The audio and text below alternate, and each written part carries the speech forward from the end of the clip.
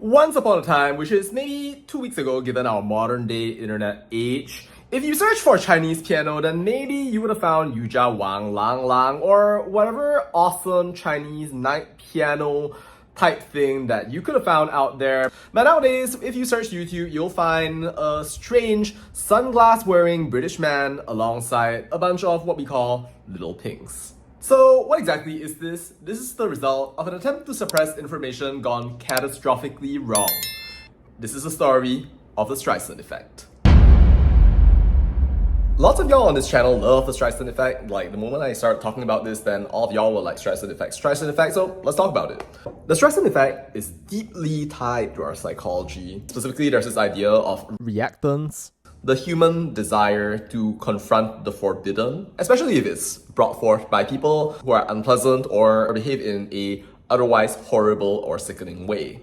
The term Streisand Effect originated from an incident featuring the famous singer Barbra Streisand, who in 2003 sued the photographer Kenneth Edelman for $50 million because of a picture that he had taken of her home in Malibu, California. Well, not exactly a home, a legit mansion. As part of a 12,000 image public collection documenting coastal erosion in California, and Miss Streisand was just not having any of that. Ironically, before Miss Streisand actually filed the lawsuit and made a huge stink about it, the photo had only been downloaded a few times, I think only by Streisand's lawyers. But after the whole thing went public, the image went viral, hundreds of thousands of people accessed the picture, and safe to say, things backfired. Is the live streaming incident really all that different? In that situation, what happens is that a bunch of people unhappy about being filmed in the live stream confront the creator and demand for the content to be removed. But what they either did not consider or chose not to consider was that freedom of speech is a thing. Laws basically are different in different countries.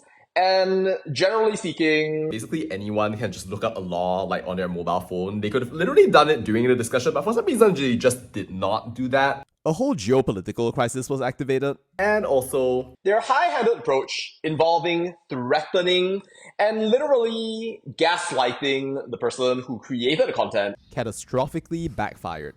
Mr. Kavanaugh is not a small YouTuber. He's a literal behemoth of a YouTuber with more than 2 million subscribers at this point, and he's probably going to grow even more. And this is going to go even more viral. The man has already become a literal icon of freedom of speech, a literal symbol of our society in this day and age.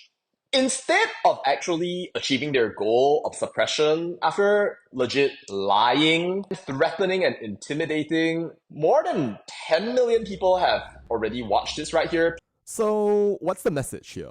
If you trigger the collective justice trigger of our society, there will be consequences. I mean, let's be real. Would you guys even have shared anything if not for this dude and his Confucian values? And so yes, here we have it.